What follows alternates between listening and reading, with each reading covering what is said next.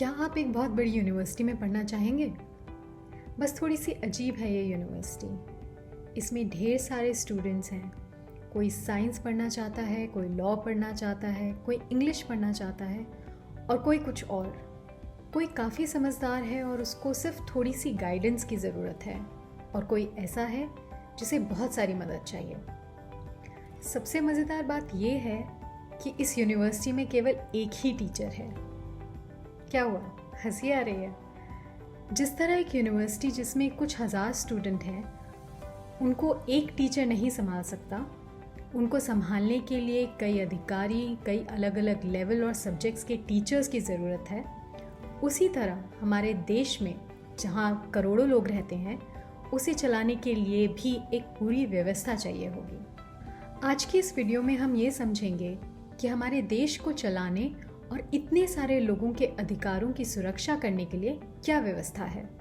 ये पूरा system 3 levels पर होता है: सेंटर, स्टेट और लोकल लेवल। इस पूरे सिस्टम को राज्य कहते हैं। यहाँ राज्य का मतलब देश के अलग अलग राज्यों जैसे राजस्थान, गुजरात, उत्तर प्रदेश वगैरह से नहीं है। यहाँ राज्य या स्टेट का मतलब पूरे तंत्र को चलाने वाले सिस्टम से है। इस पूरे सिस्टम को राज्य कहा जाता है। अक्सर लोग इसे सरकार के नाम से भी बुलाते हैं, पर सही शब्द है राज्य।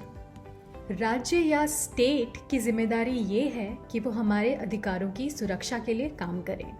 राज्य के 3 हिस्से होते हैं: विधायिका यानी लेजिस्लेचर, कार्यपालिका यानी एग्जीक्यूटिव और न्यायपालिका यानी जुडिशरी। लेजिस्लेचर कानून बनाती है और उसमें बदलाव लाने के लिए काम करती है। एग्जीक्यूटिव कानूनों को लागू करती है और जुडिशरी कॉन्स्टिट्यूशन और सभी लॉज को सही से एक्सप्लेन करती है और कन्फ्यूजन होने की सिचुएशन में सही फैसला देती है। तीनों हिस्सों का अलग अलग काम और रिस्पॉन्सिबिलिटी होती है। लेजिस्लेचर और एग्जीक्यूटिव के बारे में हमने पिछली 2 वीडियो में समझा। आज हम जुडिशरी की बात करेंगे। जुडिशरी यानी कोर्ट कचहरी। ये सब इसलिए बनाए गए हैं कि अगर हमें लगे कि हमारे साथ कुछ गलत हो रहा है या किसी ने हमारे अधिकारों के साथ छेड़खानी की है, तो हम कोर्ट जा सकते हैं। कोर्ट्स हमारे अधिकारों की सुरक्षा करने में एक अहम भूमिका निभाते हैं। जुडिशरी केवल लोगों और संस्थाओं के आपस के मतभेद ही नहीं, बल्कि 2 राज्य सरकारों के आपसी मतभेद का भी समझौता करती है। फॉर एग्जाम्पल, अगर 2 स्टेट्स में नदी के पानी को लेकर डिस्प्यूट हो, तो उसे सुलझाने में कोर्ट दोनों सरकारों के बीच दखल दे सकती है। जब भी कभी कॉन्स्टिट्यूशन या उसके किसी भी पार्ट को समझने में किसी भी तरह का कन्फ्यूजन हो, तब जुडिशरी उसे सही ढंग से समझने में मदद करती है।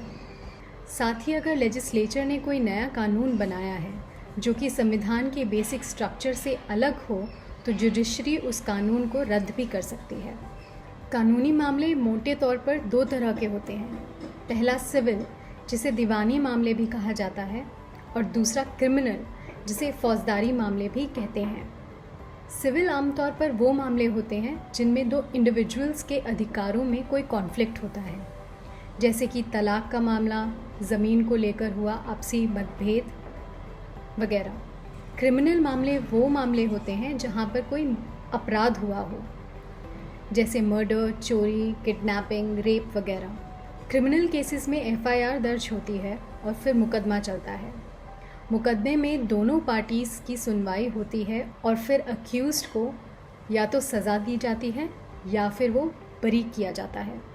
जबकि सिविल मामलों में एक पक्ष कोर्ट जाकर केस फाइल करता है और दूसरे पक्ष को बुलाया जाता है। दोनों ही पार्टीज़ की बात सुनकर कोर्ट फैसला सुनाती है। कोर्ट्स के अधिकारियों का सिलेक्शन उनकी काबिलियत के आधार पर होता है। जुडिशरी का ये सिस्टम 3 लेवल पर होता है: डिस्ट्रिक्ट लेवल पर डिस्ट्रिक्ट कोर्ट्स, राज्य के लेवल पर हाई कोर्ट और पूरे देश के लेवल पर सुप्रीम कोर्ट। जब भी कोई मतभेद हो या अपराध हो, तो आमतौर पर मामले सबसे निचली अदालत से शुरू होते हैं।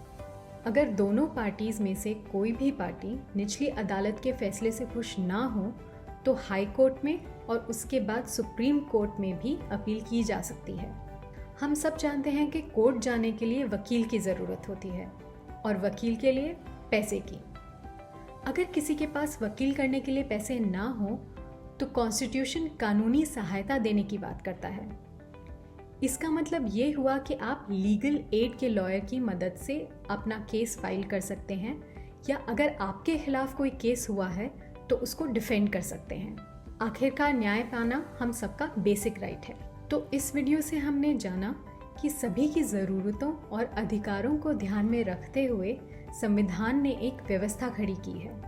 जुडिशरी इसका एक अहम हिस्सा है और ये हमारे राइट्स को प्रोटेक्ट करने के लिए काम करती है। कॉन्स्टिट्यूशन ने स्टेट की जिम्मेदारियां और पावर्स इस तरह बांटी हैं जिससे वो एक दूसरे के साथ मिलकर और एक दूसरे पर नज़र रखते हुए बेहतर तरीके से काम कर सकें। इन तीनों में से कोई भी ज़्यादा या कम इम्पॉर्टेंट नहीं है। सभी एक दूसरे पर नज़र रखते हैं और इंडिपेंडेंट तरीके से काम करते हैं, और इस पूरे सिस्टम का फोकस है हम सब। इसलिए ज़रूरी है कि हम इस सिस्टम को समझें और ध्यान दें कि ये हमारे अधिकारों की सुरक्षा बेहतर तरीके से करे।